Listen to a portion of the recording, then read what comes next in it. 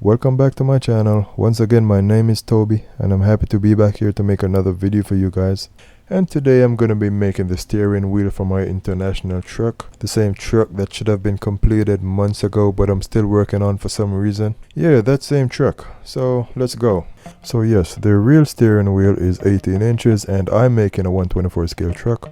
Divide 18 by 24, you get 0.75 inches. And I work with millimeters, so that's going to be about 19 millimeters. So let's go, let's cut up some styrene plastic. It doesn't have to be exact, obviously, but it should be pretty close to 19 or 20 millimeters. To make the steering wheel, I took a piece of 1 millimeter styrene rod and I wrapped around this cap from a super glue bottle, which is conveniently 19 millimeters in diameter.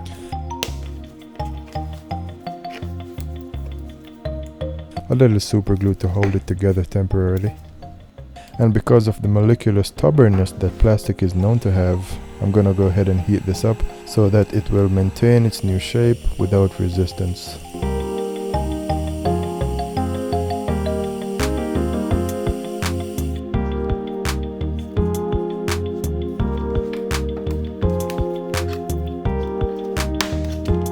After I cut off the excess, I then used some MEK to hold it back together, and then I used a piece of sandpaper to clean up the joint.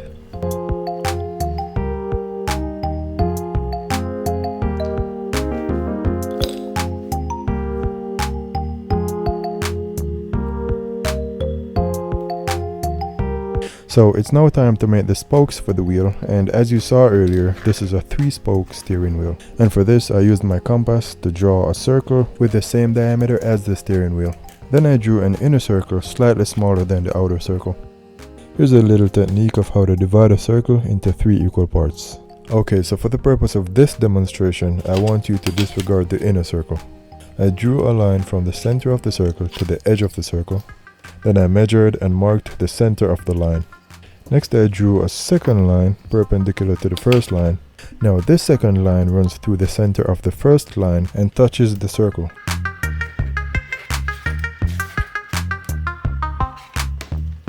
Where that second line touches the circle, you want to go ahead and connect those 2 points to the center of the circle. After you do that, you go back to the first line and draw it all the way across the circle. And there you have your 3 points, A, B, and C. And that's enough boring talk. Let's do some work and make some corny jokes. You know what? I just want to take the time to show some appreciation to everyone who has been supporting my channel week after week. I don't post every week, obviously, but to everyone who has been commenting, supporting my channel, leaving words of encouragement, or even just sharing your life story. I really appreciate you guys, man. I just want to thank you. Primarily, your interaction helps my channel grow, which is a good thing. And your time is valuable. You didn't have to waste your time watching my videos or commenting, but you chose to do that, and I just want to thank you. Too bad I'm not posting as often as I should, but I'm working on it. So to my valued subscribers and viewers who take the time to support a nobody like me, I just want to thank you. And I'm working to get to a place where I can put out content on a consistent basis, and content that you guys deserve.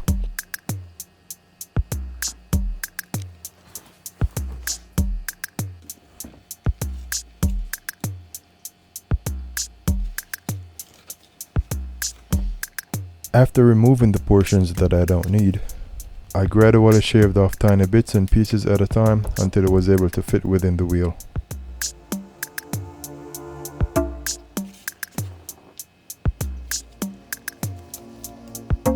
I then locked it into place with some MEK, and then I left it to dry for a while.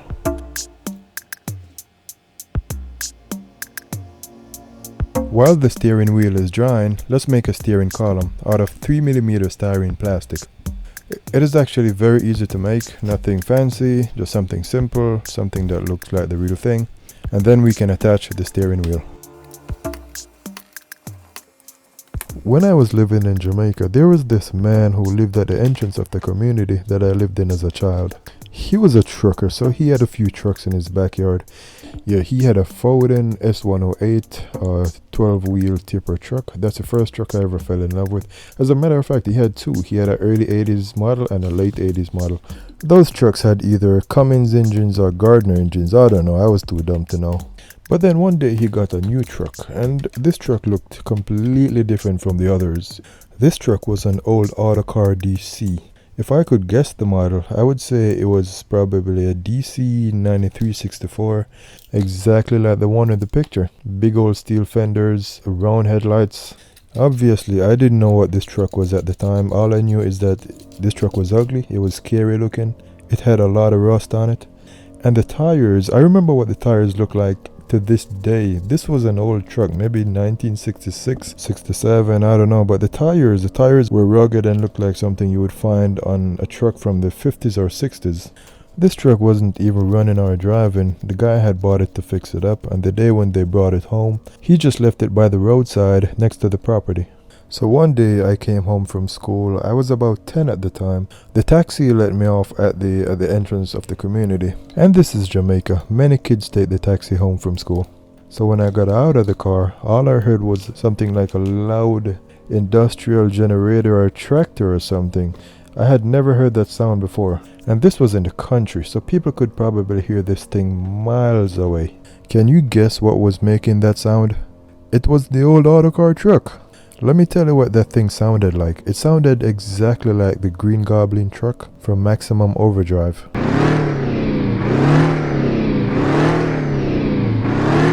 This was all new to me because in my mind, trucks were not supposed to sound this way. What had happened is that they had got the truck started, and so they were trying to take it off of the road and put it into the backyard, but the truck had an air leak, so they couldn't build up enough air to release the brakes. So there I was, looking at that big old monster just rocking back and forth as they revved that thing to try to build up some air to move it at the side of the road, the same road that I had to take to go home. So what do you think I did? I stood there and watched because I was saying to myself, there's no way I'm walking past that thing. I ain't going home today. Man, I was getting ready to run like Usain Bolt.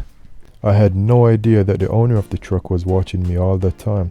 He walked up to me and he started asking me if everything was okay, and when I told him that I was scared of the truck, he started to laugh. He was like, "It's just a truck, nothing to be scared of." I was like, "There's no way you can convince me that that's just a truck. That's Godzilla, what are you talking about?" Well, I didn't say that, but that's exactly what I was thinking. This man was kind enough to walk with me as I passed the truck. He knew my parents very well. My parents knew him very well. He knew me, so he looked out for me. Eventually, I grew to like that old Autocar, and that truck was kind of what kickstarted my interest in American trucks. We moved out of that community before I could actually get to learn about trucks. But after we moved, I met my father and found out that he was a trucker, so I actually got what I wanted for a while. Fast forward to 2015, I went back to my old community to visit. I went to see the owner of that old Autocar truck, and he got rid of it. He got a Kenworth in its place. So that's when I asked him what kind of engine was in the Autocar, and he told me that it was the 8V71 Detroit diesel. That thing had no mufflers on it. When he told me what it was, I said I knew it. No wonder I was terrified. You see, if you know anything about Autocar trucks, you'll know that they're not the prettiest trucks to look at. These trucks are ugly and beautiful at the same time, especially the Autocar DC series trucks. Combine that with an 8V71 or 8V92 Detroit diesel engine, straight piped, that's gonna be one wicked machine. As a matter of fact, I think that's how monsters are created. But in all seriousness though, I really liked that truck and I really wish I could see that truck today.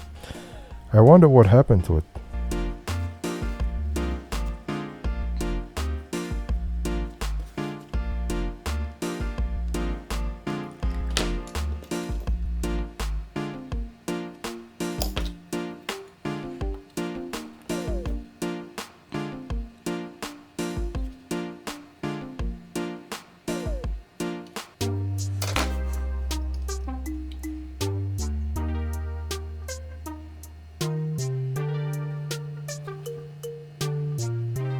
This thing actually turned out better than I expected it to. Way better. Let's put some paint on it to make it look even better.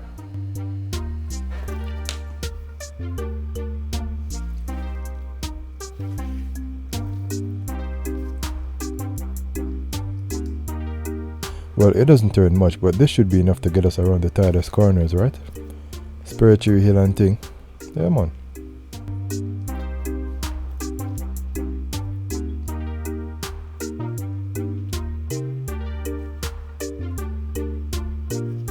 When it comes to attaching the steering wheel to the dash, it's not something you want to overthink. It's simple, it's a simple design. I try to make it look as realistic as possible in proportion to the scale of the truck, but it's a simple design and it works, and that's all you want it to be. After I made the bracket, I just simply used some super glue to hold it into place.